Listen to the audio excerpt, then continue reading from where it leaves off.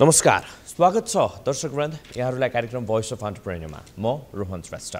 Voice of एन्टरप्रेन्योरको आजको यस श्रृङ्खलामा पनि हामी युवा स्वरोजगारको विषयमा कुराकानी गर्दैछौँ कि नेपाल साँच्चै नै भन्नको लागि राजनीतिक दलहरूले युवा स्वरोजगारका कुराहरू गर्छन्, युवाहरूलाई अगाडि ल्याउने कुराहरू गर्छन्, राष्ट्र निर्माणको सम्भाग अनेक नामहरू दिन्छन्। यद्यपि के साँच्चै नै त्यो ग्रासरुट रियालिटीसम्म जाँदाखेरि ती कुराहरूलाई अंगीकार गरेको छ कि छैन प्रश्न चिन्हहरू लागिरहेको छ। यही सेरोफेरोमा रहेर आज हामी कुराकानी गर्दैछौँ। त्यसको लागि आज हामीसँग हुनुहुन्छ जीवीका सीईओ तथा फाउन्डर आभूषण ज्योति कंसाकार र उहाँसँग कुरा गर्नुभन्दा अगाडि हामी उहाँसँगै नै रिलेटेड एउटा सानो भिडियो प्रोफाइल हेरौँ, त्यसपछि उहाँसँग हामी कुराकानीलाई अगाडि बढाउँछौँ। आभूषण ज्योति कंसाकार सन् 1987 साल नोभेम्बर 13 तारिकमा जन्मिएका कंसाकारले भारतबाट इन्जिनियरिङ गरेका छन्। उनले स्कुले शिक्षादेखि नै भारतमा बसेका उनले 17-18 वर्ष त्यही बिताए।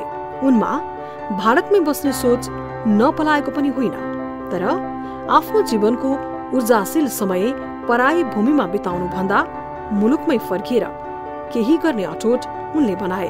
त्यही बमोजिम सन् 2011 मा उनी नेपाल फर्किए र भेस्पा र स्यानी कन्स्ट्रक्सन मेसिनरीको सुरुवात गरे। स्यानी कन्स्ट्रक्सन मेसिनरी नेपालमै हेभी इक्विपमेन्टमा दोस्रो नम्बरमा पर्छ। त्यसैगरी नेपालीले नेपालमै बनाएको ई कमर्स जीभीको पनि सुरुवात उनले सन् 2019 मा गरे। त्यस्तै सन् 2020 मा उनले विद्युतीय बाइकको पनि सुरुवात गरे। छोटै अवधिमा जीभीलाई देशकै एउटा अग्रणी ई कमर्स कम्पनी बनाउनु एउटा ठूलै उपलब्धि मान्न सकिन्छ। उनी एफएनसीसीआई अन्तर्गत NYEFA को सदस्य पनि हुन्। साथै NYEF ललितपुर च्याप्टरको निवर्तमान अध्यक्ष पनि हुन्।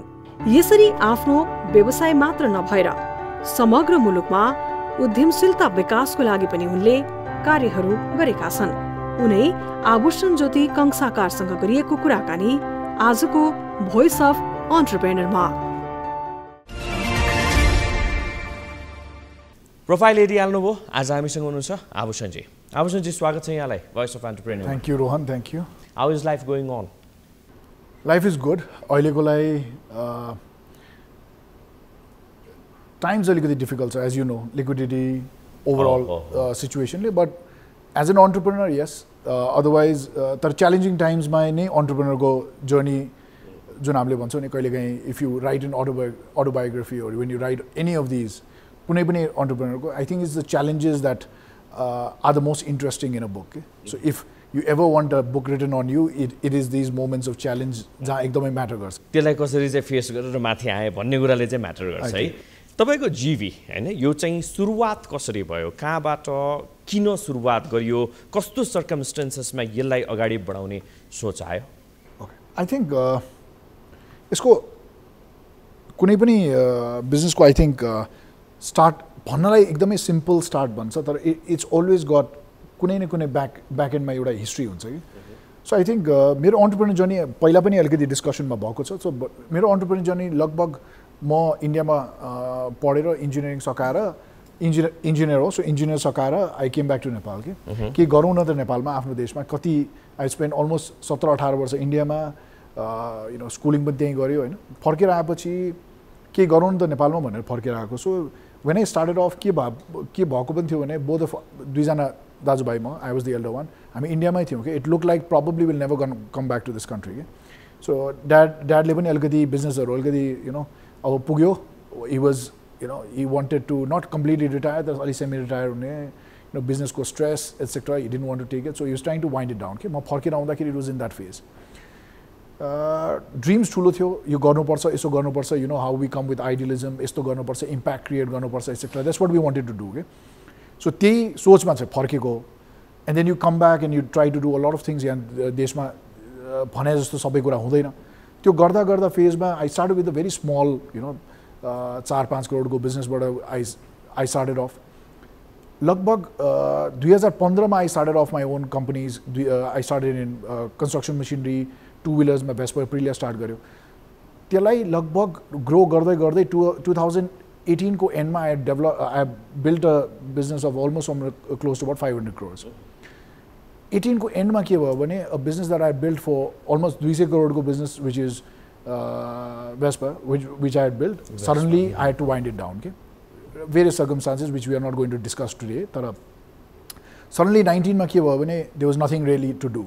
From a person who started with almost nothing, 3-4 crore को business भनेको any puzzle in Nepal can do, you know, a small puzzle will be doing that kind of business. So त्यहाँबाट यहाँ आउँदाखेरि suddenly I had the time and I had this thing कि केही गर्नुपर्छ, and suddenly I was in trading only. के अब ट्रेडिङमा कस्तो हुन्छ भने मैले गरेँ भने कसैले गरिहाल्छ के. So what is the impact you really create के.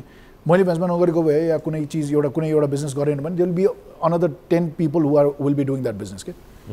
So I wanted to do something जुन अलिकति गर्न सकिरहेको थिएन या कसैले गरिरहेको थिएन भनौँ न. So we started off saying कि okay can we do something in e-commerce, किनभने e-commerce वाज प्रिडोमिनेन्टली हेऱ्यो भने 2019 मा जब स्टार्ट गरेको थियो नेपालमा e-commerce को स्पेस लगभग 8-9 वर्ष भइसकेको थियो नेपालमा, you know, Sastodeal starting off होइन, त्यसपछि केमु दराज, तर it was being ruled by a foreign company which is Daraz के, and it still is being ruled by Daraz. अरू सबै nobody was really able to compete त्यो सेक्टरमा आउन सकिरहेको थिएन. अनि अर्को एउटा सेक्टर थियो हेल्थ के. हेल्थमा कसैले डिजिटाइज गरेको थिएन. So we were very confuse what to do, कुन एरियामा जाने. I was very confuse. I really wanted to do both because I wanted to do e-commerce for couple years. I wanted to compete with the foreign companies. what do you do with that? So we thought, let's start with healthcare because it was more important in terms of impact. I think 2019 मा त्यो ideation बाट start गरेको थियौँ कि let's create some impact in the health sector. Let's do something in that sector भनेर start गरेको. 2019 April मा गरौँ भनेर start गरेको थियौँ. We started off by November सम्म हाम्रो product ready भएर एकदमै fast speed मा start गर्यो. अनि November मा launch गर्यो अनि then 2-3 months down the line COVID पनि इम्प्याक्ट भइहाल्यो होइन. आई थिङ्क 1 महिना पहिला I was sitting with you in a interview on what we are gonna do भनेर होइन.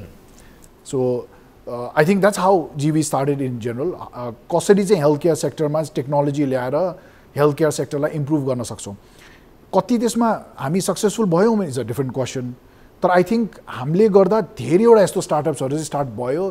त्यो भिडियो कन्सल्टेसनमा, टेलिकन्सल्टेसनमा धेरैजना स्टार्टअप भएको छ. आई थिङ्क द्याट्स गुड के. किनभने कोभिडको टाइम फ्रेम कस्तो रह्यो जीवी आफैलाई, किनभने यो बिजनेसको लागि चाहिँ एकदमै एउटा स्वर्णिम काल हुन त सबैजना त्यसरी भनिहाल्न त मिल्दैन. That was too difficult time for every citizen in this globe होइन. यद्यपि तपाईँको बिजनेस सुरुवात हुँदाहुँदै कोभिड भयो होइन. त्यो टाइम फ्रेमलाई अलिकति एनालिसिस गर्दा कसरी गर्नुहुन्छ? आई थिङ्क कोभिडलाई के भन्न मिल्छ भने धेरैजनाले भन्छ e-commerce बिजनेसको लागि धेरै राम्रो भयो. तर नेपालको e-commerce स्पेस कोभिडमा हेऱ्यो भने 2019 र 2020 को ग्रोथ र 20 र 21 को ग्रोथ कुनै यस्तो e-commerce स्पेसमा एक्सट्रिम हेभी स्पाइक आएको चाहिँ केही पनि होइन हो. त्यो कोभिडको बेलामा स्पाइक चाहिँ थियो होइन, because everything else was close. Spike चाहिँ थियो, तर कुरा त्यस्तो स्पाइकको के हुन्छ भने एउटा स्पाइक आयो नि फेरि ब्याक टु नर्मल हो के. सो त्यसले गर्दा कुनै पनि बिजनेस एक्सपेन्सनमा कुरा के हुन्छ भने स्पाइक गरेर एक्सप्यान्ड त गर्यो, कस्ट स्ट्रक्चर चाहिँ त्यो स्केलको लागि हुन्छ, अनि सडनली तल गएपछि यु आर नन प्रफिटेबल क्या again. So I think a lot of e-commerce face the same thing. धेरै e-commerce जसले स्टार्ट गरेको थियो कोभिडको बेलामा you layer a lot of names आजकल सुन्नमा पनि आउँदैन. धेरैजना जसको स्पाइक भयो इट केम डाउन. सो हाम्रो लागि चाहिँ it was good because we are starting off new. हामी अलिकति टाइमली स्टार्ट गऱ्यौँ. कसैले मलाई के भनेको थियो 9-10 महिना लाग्छ स्टार्ट गर्नलाई भन्दा मैले 3 महिनामा चाहिन्छ भनेर. त्यो स्पिडले जाँदाखेरि हामी रेडी भयौँ भनौँ न. हाम्रो टेक्नोलोजी रेडी थियो, हाम्रो अपरेसन रेडी थियो. 2-3वटा रिस्क हामीले कस्टमर सर्भिसलाई हाम्रो आफ्नो लजिस्टिक हुनुपर्छ. लजिस्टिक भएन भने कस्टमर्सको सर्भिस राम्रो हुँदैन. इन्भेन्ट्री हामी कहाँ आफै राख्नुपर्छ. त्यो भेन्डर्सहरूले इन्भेन्ट्री मागेको बेलामा दिन्छ भन्यो भने हुँदैन भने त्यस्तो रिस्कहरू लिँदाखेरि चाहिँ के भयो भने कोभिडको बेलामा हामी कहाँ इन्भेन्ट्री पनि थियो, डेलिभर पनि गर्नलाई हामी कहाँ आफ्नो म्यान पावर थियो. अरू e-commerceहरू धेरैजनाले डेलिभर गर्न सकेन. डेलिभर गर्न किन उनीहरूको न डेलिभरी म्यान पावर रेडी थियो न इन्भेन्ट्री थियो. भेन्डर्सहरूले इन्भेन्ट्री दिनलाई उनीहरू बन्द थियो. सो हो त्यति बेला ब्लेसिङ इन डिस्गाइज पनि थियो. तर सबभन्दा ठुलो च्यालेन्ज कोभिड ठ्याक्क भन्ने सकिएको त होइन, तर एभ्री टाइममा कोभिडको एउटा त्यो जुन वेभ सकिन्थ्यो नि त्यति बेला फेरि बिजनेस डिप हुँदाखेरि चाहिँ कस्ट एकदमै हाई हुन्छ भनेर त्यो एकदमै च्यालेन्ज थियो कि. सो त्यति बेला चाहिँ आई थिङ्क हाम्रो कस्टमर सर्भिस जुन हामीले दियौँ त्यति बेला राति 9, 9:30, 10 बजीसम्म जब हामीले डेलिभर गऱ्यौँ कस्टमर्सहरूलाई राति भिजी किनभने तपाईँको if you look at April May पानी पर्न थाल्छ. त्यति बेला पानी पर्ने सिजनमा हाम्रो डेलिभरी केटाहरू जुन डेलिभर गरिरहेको थियो राति 9:30 बजीसम्म। त्यसले गर्दा चाहिँ कस्टमर्स धेरैजना फर्क्यो कि जुन कुरा कसैले डेलिभर गर्न सकिरहेको थिएन या सप्लाई गर्न सकिरहेको थिएन, हामीले त्यसलाई इन्भेन्ट्रीमा राखेर हामीले जब सप्लाई गर्न सक्यो त्यो रिस्क लियो इन्भेन्ट्रीको, भोलि गएर एक्सपायर हुनसक्थ्यो, ड्यामेज हुनसक्थ्यो, त्यो एक्सपायरको रिस्क लिएर हामीले जब डेलिभर गऱ्यो नि त्यो कस्टमर्स हामी स्टिक भयो कि अनि उनीहरूले कन्टिन्यू गर्यो कि। तर धेरैजना इकमर्सको त्यो सेम कथा चाहिँ थिएन, फेरि युज भयो डेलिभर गऱ्यो अनि आफ्टर कोभिड फेरि ब्याक नर्मल डिपमा आयो कि। सो हाम्रो लागि चाहिँ राम्रै थियो, we were able to capitalize. तर च्यालेन्जेस पनि एकदमै हेभी थियो कि बिकज 10-20 वटा अर्डर पिकअप गरेर आएको बेलामा सडनली त्यो अर्डर्स 100 हुँदाखेरि मान्छेले के सोच्छ भने ओ अर्डर्स बढ्यो, तर त्यो फुलफिल गर्नलाई सामान डेलिभरी केटाहरू बढ्छ, तपाईँको त्यो पिक गर्ने त्यो रेडी गर्ने प्याकेजिङ मान्छे बढ्छ अनि कोभिडको बेलामा हायर गर्न पनि इम्पोसिबल थियो क्या, हायर कसरी गर्ने। यो तपाईँले गरिरहनु भएको जुन बिजनेस छ त्यो चाहिँ एउटा एकदमै नेपाली सिनेरियो नेपाली ग्रासरुटलाई हेर्ने हो भनेदेखि नितान्त फरक ढङ्गको होइन, नयाँ एउटा अर्को किसिमको अप्रोच। साँच्चै नै नेपाली माटोले त्यसलाई पचायो, विश्वास गर्यो, विश्वास बढ्दैछ भन्छु। आई थिङ्क कुनै पनि नयाँ बिजनेस आउँछ नि, कुनै पनि इन्डस्ट्री आउँछ, विश्वास गर्न इनिसियली गाह्रो लाग्छ। तपाईँ एयरलाइन्स इन्डस्ट्री हेर्नु आजको टाइममा, आजकल तपाईँ प्लेनमा सट्टै चढ्नुहुन्छ, 50-60 इयर्स 100 इयर्स अगाडि तपाईँ प्लेन चढ्नु डराउनुहुन्थ्यो होला, ए के होला कि हावामा उडिरहेको छु क्रास होला कि। सो कुनै पनि इन्डस्ट्रीलाई आई थिङ्क इनिसियली अलिकति चाहिँ गाह्रो हुन्छ ट्रस्ट गेन गर्न। अर्ली मुभर्स हुन्छ जसले सुरुमा ट्रस्ट गर्छ उनीहरू चाहिँ आउनुहुन्छ, तर धेरैवटा चाहिँ कुर छ कि हेरौँ न होइन, विश्वास गर्दैन। सो आई थिङ्क हामी यस्तो स्टेजमा छौँ कि अर्ली मुभर्स चाहिँ मुभ भएको छ, तर त्यो जुन सेकेन्ड मुभर्सहरू पनि मुभ भएको छैन। तर नेपालको अहिले इकम इन्डस्ट्री ओभरअल रिटेलमा हेऱ्यो भने 1% पनि छैन, जबकि अमेरिकामा कसैले भनिरहेको छ कि 2025 सम्म 25% of retail will move to ecommerce, 25%। हामी 1% पनि छैनौँ। इन्डियामा एटलिस्ट 3% सम्म पुग्न थाल्छ, यो 2-2.5-3% सम्म पुग्न थाल्छ, हामी 1% पनि कभर गरिरहेको छैनौँ। सो अभियसली ट्रस्ट फ्याक्टर्स अहिले पनि छ, तर त्यो ट्रस्ट फ्याक्टर्स कमाउने पनि हाम्रै काम हो क्या। फेरि त्यो कस्टमरले दिन जरुरी छैन नि त, त्यो त हामीले टाइममा डेलिभर गर्नु पऱ्यो, राइट सामान डेलिभर गर्नु पऱ्यो, राम्रो उसमा दिनु पऱ्यो, क्वालिटीमा डेलिभर गर्नु पऱ्यो, राम्रो प्राइसमा डेलिभर गर्नु। किनभने हामीले त धेरै सप्लाई चेनको धेरै टुक्राहरू हामीले त्यो पुरानो सप्लाई चेनको जुन एक्स्ट्रा कस्ट छ त्यो त हामीले रिड्युस गर्नु पऱ्यो नि त, अनि त्यो बेनिफिट त हामीले कस्टमरलाई दिनु पऱ्यो नि त। त्यो बेनिफिट हामीले कस्टमरलाई आज दिन सक्दैनौँ भने होइन के फाइदा त, त्यो त सबै प्रफिट हामी कहाँ आएर भएन। सो त्यो पनि एकदमै इम्पोर्टेन्ट छ कि कस्टमरलाई कहीँ न कहीँ त्यसको बेनिफिट जानु पऱ्यो कि। फर्दर के त फर्दर प्लानिङ चाहिँ के छ अब तपाईँहरूको? अब एज अफ टुडे अब हामी यो मिटिङ 2022मा हामी नेपालको सेकेन्ड लार्जेस्ट इकमर्स भइसक्यौँ। दराज जुन अलिबाबाको कम्पनी हो, फरेन कम्पनी हो, त्यसको सेकेन्डमा हामी पुगिसक्यौँ। आज भन्यो भने 2 वर्ष 2.5 वर्ष भयो आज हामी स्टार्ट गरेको। हामीभन्दा अहिले पनि इकमर्स स्पेसमा जुन पनि कम्पनीहरू छ, कुनै पनि मेजर कम्पनीजहरू छ, हामीभन्दा धेरै पहिला स्टार्ट भएको कम्पनीहरू, एटलिस्ट 1-2 वर्ष त पहिला स्टार्ट भएको कम्पनी नै हो, कुनै त 10 वर्ष पहिला। सो आजको स्पेसमा हेऱ्यो भने हामी सेकेन्ड लार्जेस्ट इकमर्स भइसक्यो। तर पुग्छ त भन्ने कुरा छ कि हामीले त अहिले सर्फेसलाई स्क्रच पनि गरेको छैनौँ क्या इकमर्स स्पेसमा। यति ठुलो मार्केटलाई क्याप्चर गर्नु 1% पनि छैन भनेपछि त कुरा सकि नै हाल्यो नि होइन, धेरै काम। एक्ज्याक्टली। सो त्यसमा धेरै काम बाँकी नै छ। तर अब जीवी के हो भनेर हामीले सुरु गर्दाखेरि हामीले के गर्दैन, औषधि डेलिभर गर्न थालेको थियौँ, एन्ड द्याट्स हामीले अनलाइन फार्मेसी भन्यो, that's what we are delivering औषधि। तर कोभिड भयो, के भयो, कोभिड हुने साथै के भने कतिजना कस्टमर्सले बच्चाको फर्मुला मिल्क पनि पाएन, डाइपर्सहरू ल्याउन गाह्रो भयो। उनीहरूले के भने तपाईँहरूले फर्मुला मिल्क डाइपर्स गरिदिनु हुँदैन भन्यो। उहाँबाट रिक्वेस्ट आयो, रिक्वेस्ट आएपछि हामी गरौँ न भनेर हामीले गरिदिउँ। गरिदिएपछि के भने त्यो अटोमेटिकली त्यो क्याटेगोरी बिल्ड भयो कि। कतिजनाले के भने मेरो त एक्ने छ होइन, मेरो स्किन ड्राई छ, म त फार्मेसी गएर मैले यो मेरो डक्टरहरूले प्रिस्क्राइब गरेको औषधि भनेपछि भनौँ न स्किन केयरको प्रडक्ट्सहरू पनि मैले किन्न सकिरहेको छैन, तपाईँहरूका केही छैन भन्यो। हामीले त्यहाँ स्टार्ट, यो हाम्रो लागि अर्ग्यानिक थियो कि, हामीले केही पनि जबरजस्ती गरेको थिएन कि, कस्टमरले माग्यो हामीले गऱ्यो। अनि आज ब्युटीमा सबभन्दा लार्जेस्ट इकमर्स हामी हो ब्युटीमा, अनि बेबीमा हामी सेकेन्ड लार्जेस्ट इकमर्स हो बेबीमा। ओभरअल हेऱ्यो भने हामी स्टिल सेकेन्ड लार्जेस्ट इकमर्स, र नेपालीले ओन गर्ने र नेपालमा बनेकोमा हामी लार्जेस्ट हो। नेपालमा काम गर्न कतिको गाह्रो छ? कतिको गाह्रो छ अब म अरू ठाउँमा काम गरेको छैन, सो कम्पेयर चाहिँ गर्दिनँ। अब लार्जर इन्डेक्समा कुरा गर्ने हो भने अब हामीले जुन भन्छौँ इज अफ डुइङ बिजनेस या जुन त्यो पर्टिकुलर इन्डेक्समा कुरा गर्छौँ होइन। अब नेपाललाई 2021मा 116 आउट अफ 200 प्लस कन्ट्रिजहरू 270 अड कन्ट्रिजमा 116 ऱ्याङ्क गर्छ हामीलाई इज अफ डुइङ बिजनेसमा। सो अभियसली हामी सबभन्दा सजिलो त होइन, गाह्रो त गाह्रै छ, धेरै कुरा गाह्रो छ। सो तर अब हामी नेपालमै भइसकेपछि हामीले कम्पेयर गर्ने होइन। सो हामीलाई मलाई के लाग्छ भने यहाँ बसिसकेपछि we have to just learn how to operate in this country. In general भनिन्छ नि होइन, नेपालमा काम गर्न साह्रै गाह्रो छ, नेपालमा काम गर्ने वातावरणै छैन। एज इफ तपाईँले ठ्याक्कै त्यो क्लिक हुने कुरा के गर्नुभयो भने मैले अन्त काम गरेको छैन, त्यही भएर त्यो कम्पेयर गर्ने वातावरण त्यो कम्पेयर पनि म गर्दिनँ भनेर। तर एज इफ कम्पेयरै गरे जस्तो होइन, बाहिर गएर कामै गरे जस्तो गरेर हामी चाहिँ डिफाइन गर्छौँ हाम्रो कन्ट्रीलाई होइन। इज इट जस्टिफिएबल भन्ने कुरा? अब यसमा दुईवटा अथवा चाहिँ साँच्चै नै त्यहाँ केही छ जसको कारणले गर्दाखेरि चाहिँ नयाँ आउने एन्टरप्रेनर्सहरूलाई साँच्चै नै गाह्रो बनाइरहेको छ, बिजनेस इन्भाइरोमेन्टलाई चाहिँ गाह्रो बनाइरहेको छ? यसलाई दुई तरिकाले हेरौँ न। एउटा तरिकाले यसरी हेरौँ कि फरेन कम्पनी चाहिँ एफडिआई आउँदाखेरि उनीहरूलाई अरू देश जानुभन्दा हाम्रो देशमा काम गर्न गाह्रो छ होइन। इन्डियामा जानु पऱ्यो भने धेरै सजिलो छ, वान विन्डो छ। हाम्रोमा एउटा एफडिआई इन्भेस्टमेन्ट ल्याउनु पऱ्यो भने महिनौ लाग्छ, पैसा ल्याइरहेको छौँ तर पनि महिनौ लाग्छ। सो अभियसली गाह्रो छ।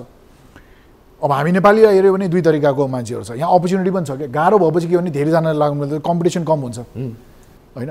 तर त्यही तरिकाले हामीले गाह्रो छ भन्यो भने के भने हामीले नेपाली अन्टरप्रेनर्सलाई के भनिरहेको हो भने नेपाल गाह्रो छ यहाँ काम नगरेर विदेश जाऊ भनिरहेको क्या, त्यो पनि होइन कि। अब गाह्रो छ भनेर हरास मान्नु भएन। अब गाह्रो छ डिगो जिम जान्छौ, जिम जान्छ। अब जिम नजाने मान्छेलाई तिमीले गएर 50 किलो उठाउने गाह्रो छ नि यार, गाह्रो छ भइहाल्छ नि। त गाह्रो उठाएपछि त केही जिउ बन्ला नि। त्यसो गाह्रो त डेफिनेटली छ, कुनै पनि देशमा सजिलो हुँदैन। तर उनीहरूको आफ्नो आफ्नो प्रब्लम हुन्छ, काहीँ कम्पिटिसन बढी होला, काहीँ ठुलो कम्पिटिटर बढी होला। यहाँ कम्पिटिसन त्यति छ कम्पिटिसन त धेरै ठुलो कम्पिटिटर्सहरू नहोला। आफ्नो आफ्नो सेट अफ प्रब्लम छ, यहाँको डिफ्रेन्ट सेट अफ प्रब्लम छ, बाहिरको डिफ्रेन्ट सेट अफ प्रब्लम्स हुन्छ कि। नेपालको सेट अफ प्रब्लम के छ त्यसपछि थप कुराकानी गर्नेछौँ, तर एकैछिनको ब्रेक पछि। पुनः स्वागत छ दर्शकवृन्द, यहाँलाई कार्यक्रम भोइस अफ एन्टरप्रेन्योरमा। म रोहन श्रेष्ठ, आज हामीसँग हुनुहुन्छ आभूषण ज्योति कंसाकार। पुनः स्वागत छ। Thank you Rohan. अघि हामीले प्रब्लम्सलाई अलिकति कोट्याउने प्रयास गरेका थियौँ। नेपालमा ठ्याक्कै गाह्रो चाहिँ कहाँनिर छ, के कारणले गर्दाखेरि चाहिँ समस्या निम्तिँदो रहेछ? आई थिङ्क नेपालमा अब हामीले अन्टरप्रेनर्स भन्छौँ होइन। अब let's define them into two parts के। एउटा बिजनेस हाउस भन्छौँ जुन हामीले भन्छौँ, जो अलरेडी यहाँ वर्षमा 2-3 जेनेरेसनले गरिरहेछ, उनीहरूको सेट अफ प्रब्लम्स डिफाइन नगरिकन आज let's say we are talking about entrepreneurs. So you know let's talk about entrepreneurs के। कसैले आज बिजनेस स्टार्ट गर्छ भने उसकोमा मेजर दुईवटा हर्डल हो क्या, धेरै अरू हर्डल होला तर मेजर दुईवटा हर्डल हो। एउटा नेपालको गभर्मेन्ट ब्युरोक्रेसी, जहाँ लाइसेन्सदेखि लिएर कुनै पनि एउटा ठुलो काम गर्छु भन्यो भने उसका एउटा एकदम मेजर प्रब्लम आउने भनेको गभर्मेन्टको लाइसेन्स कसरी लिने, रेजिस्ट्रेसन पिरियड। सानो गर्ने पनि त्यति गाह्रो छैन, एउटा सानो पसल खोल्छु त्यति गाह्रो कुरा भएन, तर त्यो सानो बिजनेस मात्रै गर्ने भयो। त्यसलाई अन्टरप्रेनर भन्ने कि अब यु नो बिजनेस गरेको भन्ने कि के भन्ने, सेल्फ एम्प्लोइड भन्ने, त्यसलाई अलग भयो। अन्टरप्रेनर्सलाई सबभन्दा पहिला गभर्मेन्टको red tape, government policy changes, एउटा कुनै इन्भेस्टमेन्ट गर्यो पोलिसी चेन्ज भइदिन्छ। पोलिसी कसले बनाउँछ? यो ठुलो व्यापारिक हाउसेसले गभर्मेन्टमा पोलिसी बनाइरहन्छ। सानोले केही गर्न खोज्यो त्यहाँबाट पोलिसी चेन्ज हुन्छ, ऊ मरिन्छ। सो एउटा एकदमै मेजर हर्डल यहाँ छ जहाँ हामी पोलिसी करप्सन भन्छौँ। त्यो एकदमै धेरै कुरा हामीले न्युजमा पनि सुन्न पाइरहेको हुन्छ, कसले के गर्यो कसले के गर्यो, त्यो पोलिसी करप्सन छ कुनै पनि अन्टरप्रेनरले चिन्नलाई। सेकेन्ड प्रब्लम कहाँ आउँछ भने क्यापिटल भन्ने या फन्डिङ भन्ने हो। यो फन्डिङ पनि एउटा ठुलो ब्याङ्किङ सेक्टरमा ठुलो प्रब्लम छ। अब आई थिङ्क 2-3 दिन पहिला पनि एउटा न्युजमा आएको पनि थियो, यो ब्याङ्किङ कुनै पनि देशमा तपाईँको ब्याङ्किङ सेक्टर बिजनेस हाउसले कन्ट्रोल गरे हुँदैन क्या। बिजनेस हाउसको इन्भेस्टमेन्ट हुँदैन भन्न मिलेन, कसैले पनि सेयर मार्केट हो, इट्स अ पब्लिक मार्केटमा सेयर मार्केटमा कसैले पनि 1-2% ओन गरे हुनसक्छ या बढी पनि ओन गरे हुनसक्छ, तल कन्ट्रोल हुँदैन क्या। इन्डियामा पनि तपाईँले हेऱ्यो भने टप 4-5 हेऱ्यो भने उनीहरूले ब्याङ्क कन्ट्रोल गरेको छैन। नेपालमा के भइरहेछ भने तपाईँको मेजर ब्याङ्क्सहरू all control by business houses, all भन्दिनँ, many are control by business house. त्यसले के गरिरहेछ त होइन? फन्डिङ गर्नु पऱ्यो भने इफ तपाईँ as an entrepreneur if you have to start, तपाईँलाई कुनै एउटा बिजनेस फन्ड गर्नु पऱ्यो भने तपाईँलाई मैले अस्ति एउटा क्यालकुलेसन गरेँ, तपाईँलाई 10 टाइम्स मोर क्यापिटल चाहिन्छ, एटलिस्ट 10 टाइम्स मोर। म बिजनेस हाउस हो, मलाई 100 करोडको काम गर्नलाई मलाई 80 करोडको लोन चाहिन्छ भने मलाई खाली 20 करोड चाहिन्छ काम गर्नलाई, म कोल्याटरल पनि हाल्दिनँ भन्ने हुन्छ।